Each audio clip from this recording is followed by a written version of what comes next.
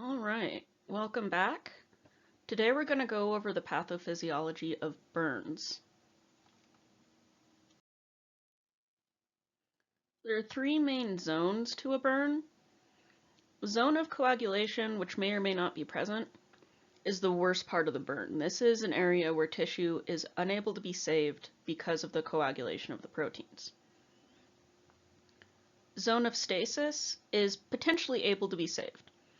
The tissue is damaged enough that it will die without adequate treatment. Zone of hyperemia will heal itself unless further damaged, and the body sends extra resources to this area to help heal. So, zone of hyperemia, body can handle it. Zone of coagulation, lost cause. Zone of stasis is kind of the purgatory in between the two, where if you ignore it, you're going to lose it, but there's potential for it to be saved. So here you can see those three zones, the pink outer zone, the kind of yellowish zone of stasis, and then that red zone of coagulation.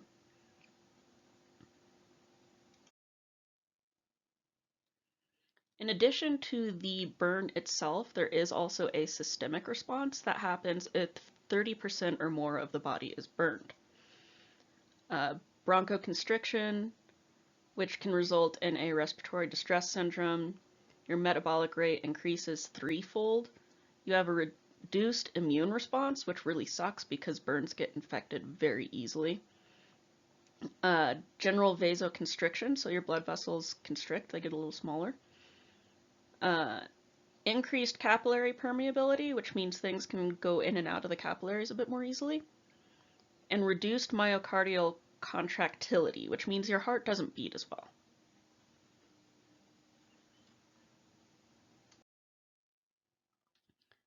So there are multiple types of burns. Usually when we think of burns, we think of thermal burns. And this is a result of contact with heat. So it can be a flame, hot liquid, steam, a hot object. Here's an example of a burn from a hot liquid being spilled.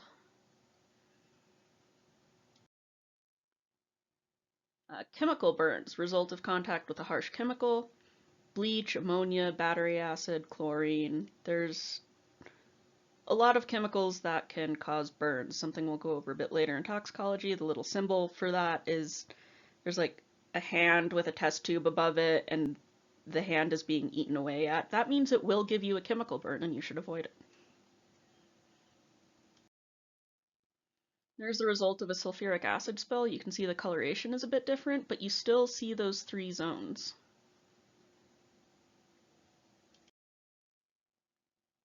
Electrical burns, result of contact with an electrical current. Injury and exit wounds will be present if the current passes through the patient. Alternating current can result in arrhythmias of the heart, such as atrial fibrillation. And a strong arc flash can lead to superficial thermal burns without current passing through the patient. So on the left, there's an example of an arrhythmia that can happen from getting an electrical shock. On the right, there's an electrical burn. I don't clearly see like an entry and an exit. It could be that they were really close to each other, or there might be something on the other side of the foot. I can't tell from this picture alone.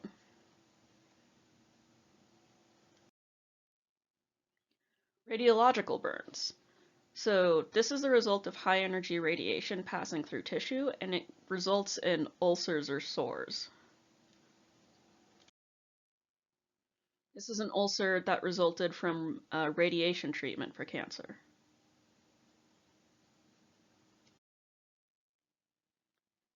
So next we get into the degrees of burns.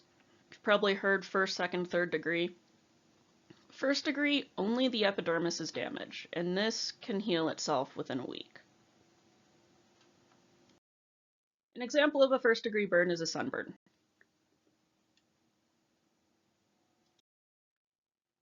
Second degree burns, both the epidermis and the dermis is damaged, and this is where you start to see swelling, blistering, and or sloughing of the skin. And there's an example of second-degree burn. Third degree, the epidermis and the dermis are destroyed, and underlying tissues might be damaged too.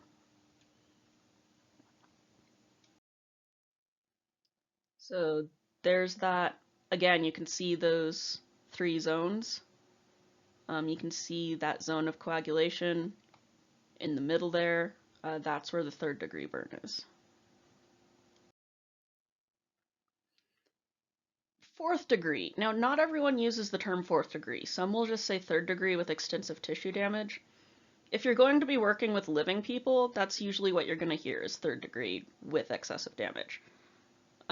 Fourth degree is usually used in post-mortem settings, like a morgue.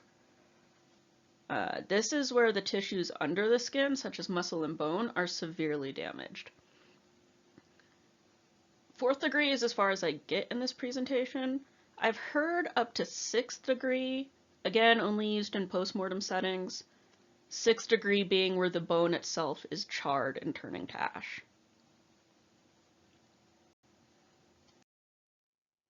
That is a fourth degree burn, or third degree with excessive damage.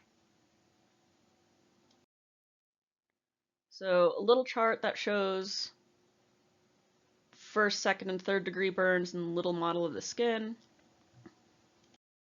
and some of the things that causes those burns.